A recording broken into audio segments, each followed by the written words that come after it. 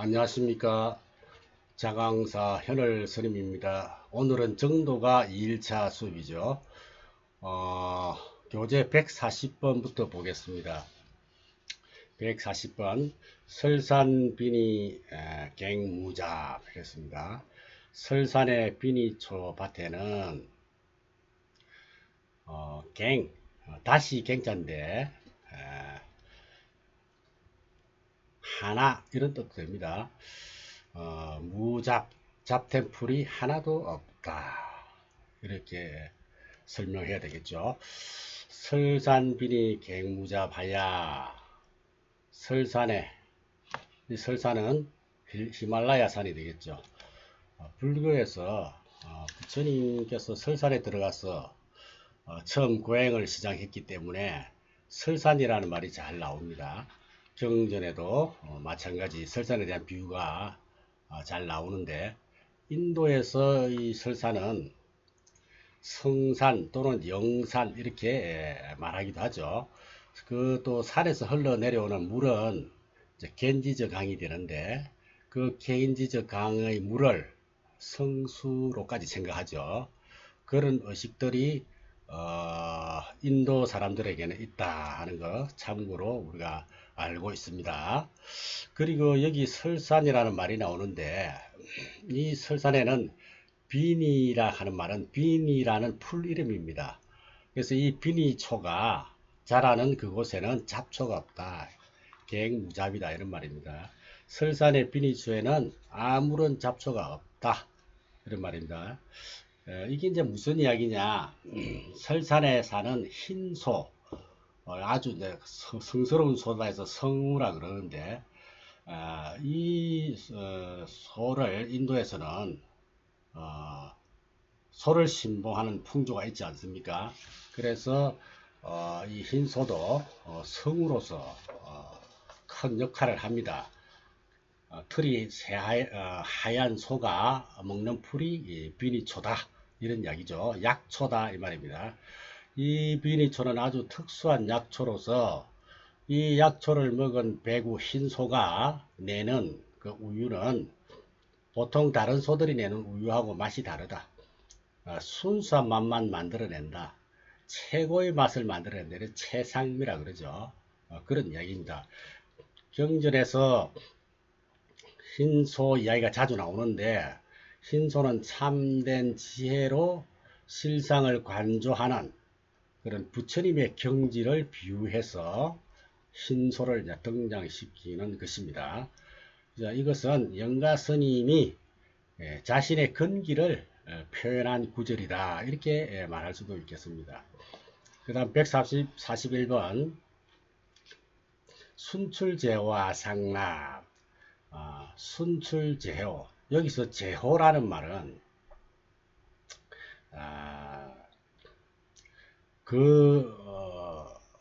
일반 소가 내는 그 우유를 여러 차례 정제를 해도 제호가 되고 제호가 나오죠.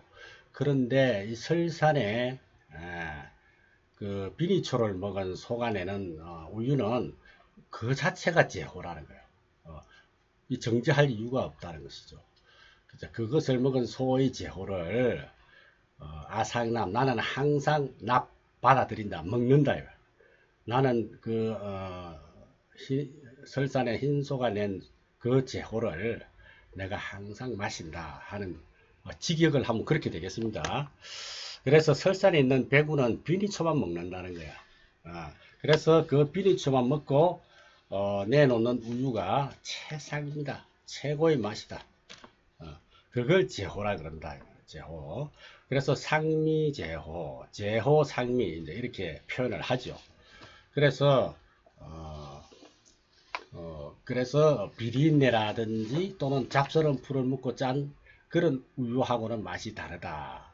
그래서 최상미만 내놓는 그런 소를 이야기하는데, 그건 하나의 비유죠, 그죠? 비유인데, 그래서 순출제호 아상납이라 하는 것은 설산에 있는 비니초를 먹은 소는 그 비니에 아무런 잡성이 없어서 그 풀을 먹고 내는 우유가 바로 제호상미다. 순수한 제호상미만 만들어낸다.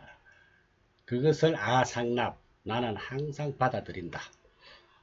이 말은 부처님의 일성법문 최고의 묘법만, 가장 높은 법만 내가 받아들인다. 이런 이야기입니다. 그 속에 방편이라고 하는 그런 잡스러운 냄새, 잡스러운 맛은 전혀 섞이지 않았다. 이런 이야기가 되겠죠.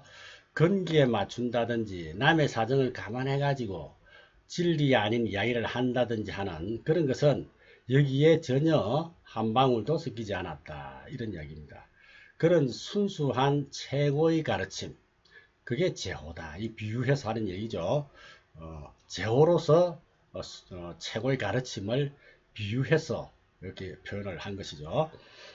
그래서 제호라고 하는 것은 인도 그 당시의 최고의 음식이고, 그리고 제호는 다른 우유의 경우에는 그걸 여러 번 정제한 다음에 나오는 것을 제호라 하지만, 설산에서 비니초를 먹고 자란 소는, 흰 소는 바로 짜면 그대로 그 우유 그대로 순전한 제호다 하는 그런 내용입니다.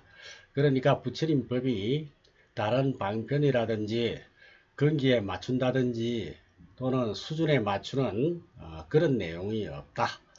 순전히 묘법만, 또 일성법만, 또 대성법만, 최고의 경지의 최고의 깨달음의 경지에 대한 내용만 낸다.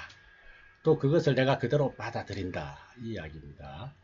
따라서 제호는 부처님의 최후의 가르침, 일성의 묘법을 이제 비유한 것이다. 이렇게 이해하시면 되겠죠. 영가스님은 자신이 수많은 방편설을 거치지 않고 곧바로 궁극의 교설인 불성을 그대로 받아들인다, 수용한다 하는 것이죠. 사람이 그대로 부처님이라고 설하는 것이 일불성입니다. 일불성. 불성이라는 것은 망상 그대로가 진심이고 육신 그대로가 법신이라고 한 것이 바로 이제 불성의 논리 아닙니까? 그렇게 이해를 해주시면 되겠습니다. 그 다음 142번 일성 원통 일체성. 하나의 성품이 일체의 성품에 통한다.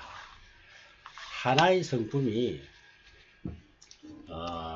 하나의 성품이라고 하는 것은 부처님의 성품을 말하죠. 불성. 그 부처님의 성품이 일체의 성품에 두루 통한다. 원통한다. 원통. 두루 통한다. 영가스님께서 깨달은 안목으로 보면은 한 개인의 성품이 모든 사람의 성품과 원만히 통해 있다. 통하고 있다. 그 성품이 바로 부처님의 성품이라는 것입니다. 우리 눈에는 사람과 사람이 제각기 다르고 또 사람과 동물이 또 동물과 식물이 제각기 다르게 보이지만 사실은 하나의 성품이다. 원통, 원만히 통해 있다 이 말이죠. 그 하나의 성품이 어느 하나 빠짐없이 두루 통한다 하는 것입니다. 깨달음의 법은 즉 그 본래 마음의 이치는 한 성품이다 라고 할 수 있는 것이고 일체 성품에 다 통한다 하는 것입니다. 그러니까 이런 관계를 딱 꿰뚫어 보고 사는 게 사실은 현명한 삶이다 이런 이야기입니다. 그래서 143번 일법변합 일체법, 하나의 법이 일체의 법을 두루 포함하도다 그랬죠. 지금 우리가 박씨 성품 다르고 김씨 성품 다르고 A라는 사람의 성품 다르고 B라는 사람의 마음 다르고 따로따로 노는 것처럼 그렇게 우리는 보입니다. 그렇게 또 이해를 하고요. 우리 안목은 그렇게 많이 이해할 수밖에 없다. 그러나 좀 더 열린 눈으로 보면은 사실 우리 한마음의 도리라고 하는 것은 너나 할 것 없이 전부 통해 있다는 것입니다. 그 통해 있는 것은 어디까지 통해 있느냐? 우리 이웃 사람들까지만 통해 있느냐? 그게 아니고 모든 존재의 근본 성품하고 다 통해져 있다는 것이죠. 그리고 이 시대에 있는 존재들하고만 통해 있느냐? 그게 아니다. 과거, 현재, 아직 오지도 않은 미래에 있는 모든 존재들의 본성하고도 다 통해 있다 하는 이런 이야기입니다. 그런 정도로 통해 있는 것이다, 사실은. 그래서 만물이 천지와 동건 이런 말 하잖아요. 하늘과 땅과 또 나하고 그 뿌리는 같아. 또 만물과 일체, 그죠? 삼라만물, 삼라만상이 이 눈앞에 펼쳐지는 모든 만물은 나하고 한 몸이다. 그죠? 여하 일체, 나하고 한 몸이다. 그랬죠. 좀 열린 눈으로 보면은 그렇게 돼 있다는 것입니다. 우리는 좁은 눈으로 보니까 나만 생각하고 자꾸 개인주의화 되는 것도 그렇습니다. 나만 생각하는 그 눈이 자꾸 이제 좁아진다는 것입니다. 그래서 좀 더 열린 눈으로 보면은 사실은 전부가 하나로 통일되어 있다. 이렇게 이야기할 수 있죠. 눈앞에 보이는 현상도 사실은 이 세상에 존재하는 모든 현상들하고 전부 얽혀 있다는 것입니다. 그렇게 연관관계를 맺고 있다. 그래서 어디까지 그게 하나로 통일되어 있느냐. 원통, 아까 말씀드렸듯이 중생에서부터 부처에 이르기까지 원만히 통해져 있고, 또 현재 이 자리에서 또 이웃에서 온 우주에까지 통해 있고, 먼 미래까지 통해 있고, 먼 과거에까지 다 통해 있다.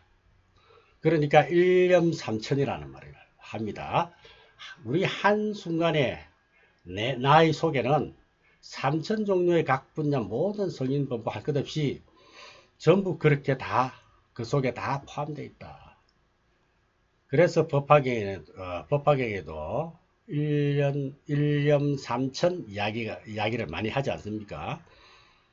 우리가 지금 내가 지금 살고 있는 내 모습 요것만 그대로 고수될 것 같지만 고수할 수도 없는 것이고, 또 그것이 전부 다른 것하고 관계를 맺고 있기 때문에 가능하지 않다.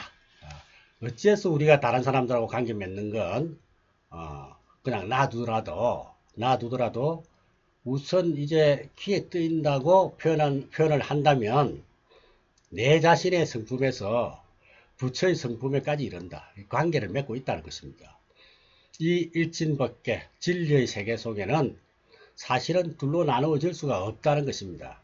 그래서 영가스님께서도 그런 이치를 깨뜨려 보고서 하는 이야기다, 이런 이야기입니다. 그래서 법성계도 일중일체 다중일, 일적일체 다적일이라는 내용이 그 말이 아니겠느냐, 이런 말을 해봅니다. 그래서 그게 부처님 성품까지 다 통해 있다. 일성이 원통 일체성이다. 이렇게 142번. 그 다음에 143번은 그야말로 모든 법이 다 이 속에 포함된다. 두루 포함한다. 그런 이야기가 되겠죠. 다음 구절은 저 비유를 멋있게 나타내고 있는데, 다음 구절 한번 보겠습니다. 144번 보겠습니다.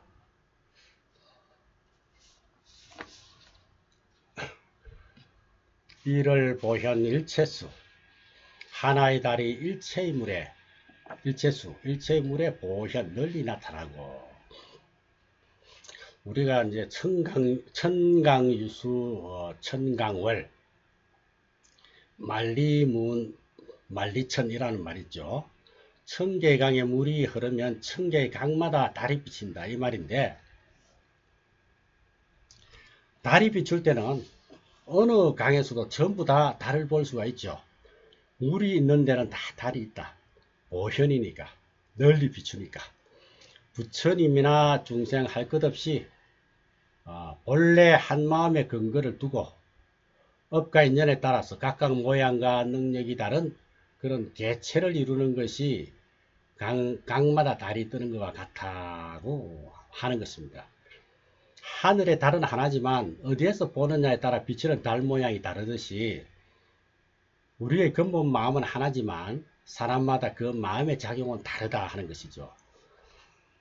전기로 비유를 잘 해주신 것이 있는데, 하나의 발전소에서 전기가 나오지만 전기가 하는 일이나 드러나는 모양은 각각 다르다 하는 것이죠. 전구를 밝히고, 그죠? 텔레비전은 나오게 하고, 냉장고는 돌리고, 이렇게 다르다는 것입니다. 그 다음에 145번. 일체 수월 1월섭 그랬습니다. 일체 수월 물에 떠 있는 달은 1월 하나의 달에 섭 포섭이 된다. 하나의 달에 포함된다. 포섭이 된다. 그래서 일체 물 곳곳에 떠 있는 달을 갖다가 하늘에 떠 있는 하나의 달에 포섭이 된다. 그 말인데 똑같이 하늘에 뜬 둥근 달의 그림자가 되겠죠. 내 한마음이 모든 사람들의 마음에 다 나타나고 또 모든 사람들의 그 마음이 결국 내 마음에 전부 포함된다. 부처님이나 중생이나 할 것 없이 본래 한마음의 근거를 두고 우리의 업에 따라서 우리의 능력에 따라서 우리의 수행력에 따라서 또 인연에 따라서 개개의 개체를 이루고 있는 것입니다. 우리 개인의 개체도 마찬가지죠. 개체를 이루고 있으면서도 또 그 근원적으로는 하나로 통해 있다는 것이죠. 마치 하늘에 있는 달은 하나지만 물에 있는 곳에서 각각의 달 그림자를 나타내 보이듯이 우리의 성품의 관계도 그렇다 하는 것이죠. 그 물이 어떠냐에 따라서 그 달 그림자가 다르게 나타나는 것입니다. 하늘에 있는 달은 하나니까 그거야 뭐 다를 수가 없겠죠. 그런데도 불구하고 우리가 어떤 물에 가서 달 그림자를 보느냐에 따라서 달이 다 다르다는 것입니다. 그게 뭐죠? 하나의 부처의 성품인데도 불구하고 우리들 사람마다 그 인연과 가보와 지은 업에 따라서 한마음 나타나는 게 다 다르다는 것이죠. 그러니까 전부 얼굴이 다르고 수용하는 복도 다르고 음성이 다르고 말이 다르고 안목이 다르고 전부 다른 것입니다. 다르면서도 또 근원적으로는 하나로 통일되어 있다. 달처럼 하늘에 있는 달처럼 참 묘한 이치죠. 이런 우리 과거의 선사들이 이런 부분을 잘 표현해내고 있다는 것입니다. 다음 146번 재불법신 입아성 모든 깨달은 사람의 법신은 재불법신 법신이 입아성 내 성품에 들어온다. 모든 깨달은 사람의 법신이 내 성품에 들어온다. 그러니까 모든 부처님의 법신이 또는 진리의 몸이 입아성 내 성품에 다 들어온다 이 말인데 어떻게 보면 황당한 소리 같지만 그게 아니다. 본래 그렇게 들어와 있다. 이미 처음부터 그렇게 하나이다. 하나인 것이죠. 중생 마음속에 이미 법신이 들어와 있다.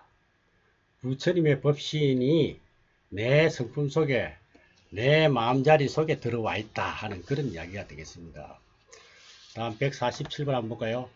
아성 환공 열애합